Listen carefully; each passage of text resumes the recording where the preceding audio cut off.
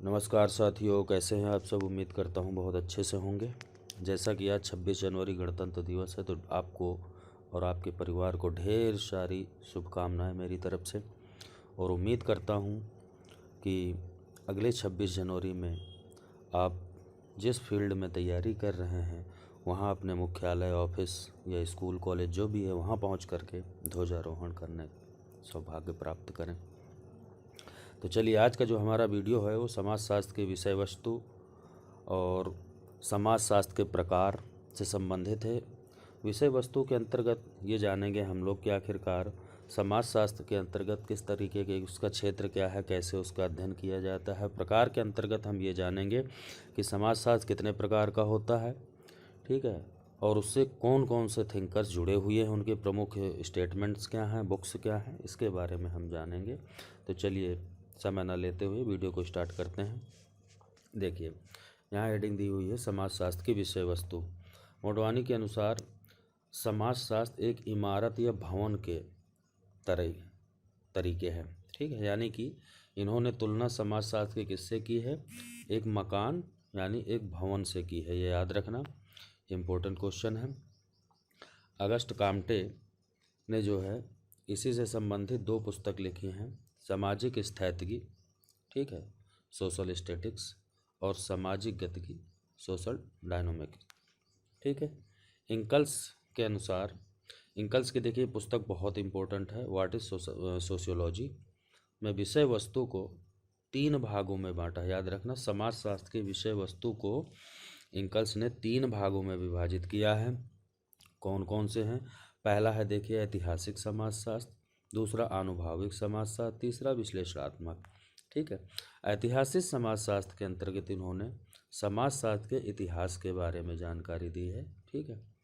और आनुभाविक यानी एक तरीके से कि किस तरीके से अनुभव किया, वैज्ञानिक पद्धति के आधार पर, विश्लेषणात्मक तर्क शक्ति के आधार पर इसका विश्लेषण किया है। दुर्खीम के अनुसार विषय वस्तु 3 प्रकार की होती हैं। कौन कौन सी हैं? सामाजिक रचना, ठीक है, सामाजिक रचना यानी आकृति शास्त्र, ये याद रखना, बहुत दुर्खीम वाला बहुत इंपॉर्टेंट है। सामाजिक शरीर यानी दैहिकी शास्त्र, और सामान्य समाजशास्त्र, ये सबसे ज़्यादा इम्पोर्टेंट है दुर्खीम के अनुसार। सामान्य समाजशास्त्र यानी समाजशास्त्र की जो है दुर्खीम के अनुसार अगर देखें विषय वस्तु के बारे में जो बताया है, तो वो ये बताया है कि आखिरकार समाजशास्त्र किस किस तरीके से, यानी आकृति शास्त्र के अंतर्गत है समाजशास्त्र, जो समाज की आकृति है उसके बारे में, शारीरिक के बारे में। और दुर्खीम ने सामान्य समाजशास्त्र को समाजशास्त्र का दार्शनिक या मस्तिष्क कहा है। ये इंपॉर्टेंट है। समाजशास्त्र को दुर्खीम ने क्या कहा है? वो भी कौन से वाले समाजशास्त्र को? सामान्य, 3 प्रकार के इन्होंने बताए हैं, 3 प्रकार की विषय वस्तु, और उसमें से जो सामान्य समाजशास्त्र है उसे सोशोलॉजी का माइंड यानी मस्तिष्क बताया हुआ है। सिमेल के अनुसार विषय वस्तु 3 प्रकार की होती है। कौन कौन सी? स्वरूपात्मक, दार्शनिक और सामान्य, ठीक है। कार्ल मैनहीम के अनुसार समाजशास्त्र जो है 2 तरीके का होता है, ऐतिहासिक और व्यवस्थित, ठीक है। तो ये याद रखना किसके तरीके से और किसने किस किस रूप में विभाजित किया है। आगे देखते हैं समाजशास्त्र के प्रकार यानी संप्रदाय या विषय क्षेत्र, ठीक है। इससे क्वेश्चन जरूर मिलता है, तो इसे आप बहुत अच्छे से करेंगे। देखिए, यहाँ कह रहा है समन्वयात्मक और स्वरूपात्मक, 2 तरीके का मुख्यतः माना गया है। समन्वयात्मक, विशिष्टात्मक, और स्वरूपात्मक यानी यथारूपेण। इन दोनों का तुलनात्मक अध्ययन किया जा रहा है। तो यहाँ जो है आप इनके जनक वगैरह देख लेते हैं। समन्वयात्मक के जनक सोरोकिन हैं, और सबसे बड़ा जो समर्थक है वो है दुर्खीम, और स्वरूपात्मक का जो जनक है वो सीमेल, और बाकी ये समर्थक हैं, ठीक है, जैसे मेल, वेबर, विल्कांत, वर्गेस और टार्निज वगैरह। यहाँ जो प्रमुख समर्थक है वार्ड, दुर्खीम, सोरोकिन, हॉबहाउस, ये इसके समर्थक हैं। इन दोनों के बारे में देखिए, ये वाला जो है वो जीव विज्ञान से प्रभावित है, ये रेखागणित से प्रभावित है। इन्होंने जो समाजशास्त्र की तुलना की है वो मानव शरीर से की है, और ये अंतःवस्तु को महत्वहीन मानते हैं। ये सामान्य विज्ञान पे ज़्यादा जोर देते हैं, यानी समाजशास्त्र को सामान्य विज्ञान बनाना चाहते हैं, और ये विशेष विज्ञान से प्रभावित हैं। इसके जो प्रमुख आलोचक हैं वो सोरोकिन। सीधी सी बात है, जो इसके समर्थक होंगे वो इसके आलोचक होंगे और जो इसके आलोचक होंगे वो इसके समर्थक होंगे। दूसरा है देखिए स्वरूपात्मक संप्रदाय। ठीक है, पहला वाला जो है इसे हम करते हैं। इस संप्रदाय में जर्मन समाजशास्त्रियों का प्रभाव रहा है। ठीक है, जर्मन समाजशास्त्रियों को सबसे ज़्यादा प्रभाव रहा है। इसी कारण ये संप्रदाय जो है जर्मन वैचारिक संप्रदाय के नाम से भी जाना जाता है, याद रखना। क्यों? जर्मन समाजशास्त्रियों का इसमें विशेष होल्ड था। ये समाजशास्त्र को विशेष विज्ञान मानता है। ये संप्रदाय समाजशास्त्र का संबंध रेखागणित से करते हैं। जॉर्ज सीमेल के अनुसार समाज के दो स्वरूप होते हैं। कौन कौन से? बाह्य स्वरूप यानी बाह्य वस्तु और अंतः वस्तु यानी आंतरिक स्वरूप। दो तरीके, जॉर्ज सीमेल ने दो तरीके के स्वरूप बताए हैं। जॉर्ज सीमेल अंतः वस्तु को नगण्य मानते हैं और बाह्य स्वरूप जो है इसकी सत्ता को ही स्वीकार करते हैं। यानी कि जो सीमेल हैं ये किसे स्वीकार करते हैं? बाह्य स्वरूप को। समाजशास्त्र का जो बाहरी स्वरूप है, बाहरी आकृति है, उसके बारे में इन्होंने बल दिया है। दोस्तों आज 26 जनवरी है और आज से आप लोग एक शपथ ले लें, बहुत अच्छे से तैयारी करना है। समय बहुत कम है। आप चाहे जीएसई लेक्चरर की तैयारी कर रहे हो या फिर आने वाले फॉर्म पीजीटी की या जीडीसी की, समय बहुत कम है। आपको लग रहा है कि भाई जून बहुत दिन है, ये है वो, लेकिन ज़्यादा टाइम नहीं है। अगर अभी से आप बहुत अच्छे से मेहनत करते हैं तभी कुछ हो पाएगा। इसलिए जीएस वाला पार्ट भी आप करते रहें और सब्जेक्ट को तो ऐसे कर लें बिल्कुल मास्टर बन जाए उसके। ठीक है, तो निरंतर पढ़ाई आप जारी रखिए, समय बिल्कुल मत गवाइए। आगे देखते हैं। टॉनी के अनुसार समाजशास्त्र एक विशेष विज्ञान है क्योंकि ये मानव के अंतर्वैयक्तिक संबंधों को का अध्ययन करता है। ठीक है, यानी टॉनी जी ने क्या माना है? विशेष विज्ञान माना है। और ये किस पर बल देता है? अंतर्वैयक्तिक संबंधों पर बल देता है।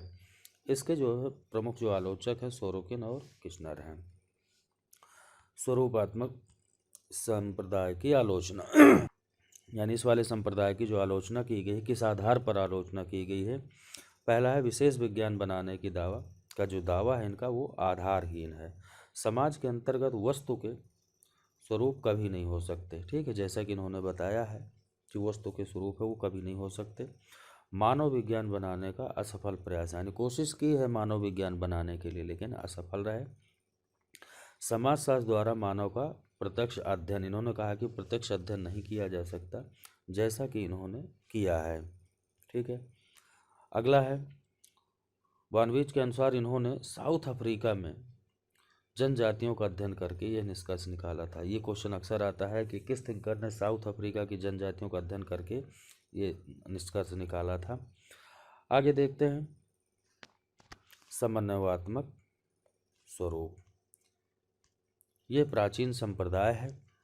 इस संप्रदाय का जन्म अगस्ट काम्टे द्वारा समाजशास्त्र को विज्ञानों की रानी कहकर किया गया था। ठीक है, यानी जो स्टार्टिंग एक तरीके से कहने का भावार्थ ये है कि अगस्ट काम्टे का विशेष रोल रहा है, लेकिन अगर जनक की बात आ जाए तो सोरोकिन है। ठीक है, सोरोकिन ने अपनी प्रसिद्ध पुस्तक सोसाइटी कल्चर एंड पर्सनैलिटी इसी संप्रदाय पर लिखी। सोरोकिन ने समाजशास्त्र में समाज का अध्ययन, उन्होंने बताया सोरोकिन ने कि समाजशास्त्र में समाज का अध्ययन किया जाता है, परंतु जीव विज्ञान, राजनीति विज्ञान, अर्थशास्त्र भी तो समाज से जुड़े तथ्यों का अध्ययन करते हैं। ये स्टेटमेंट सोरोकिन का है। नेक्स्ट देखते हैं इमाइल दुर्खीम के अनुसार समन्वयात्मक संप्रदाय का क्षेत्र व्यापक होना चाहिए। ये इनका स्टेटमेंट है। समाजशास्त्र एक ऐसा विषय होना चाहिए जिसके समाज व उससे जुड़ी समस्त बातों का अध्ययन किया जा सके। इसी कारण इनके द्वारा समाजशास्त्र की तुलना मानव शरीर से की गई। किसके द्वारा? दुर्खीम के द्वारा, याद रखना। दुर्खीम की प्रमुख जो पुस्तकें हैं जो एग्जाम में हमेशा आती हैं, उन्हें आप खास तौर से ध्यान दें। वो है जैसे the society, the rules of sociological method, the labour division in society, the elementary form of the religious life. समन्वय संप्रदाय की आलोचना। ठीक है, इसकी जो आलोचना है किस आधार पर की गई है? यदि समाजशास्त्र अन्य विषयों का अध्ययन करेगा तो वह सभी विषयों की खिचड़ी बनकर रह जाएगा तथा कभी अपना वास्तविक स्वरूप नहीं ले पाएगा, ऐसा आलोचना की गई है। इन्होंने समाजशास्त्र का विषय क्षेत्र विश्वकोश की तरह बना दिया, यानी बहुत डीपली कर दिया, ऐसा आलोचना की जाती है इस संप्रदाय की।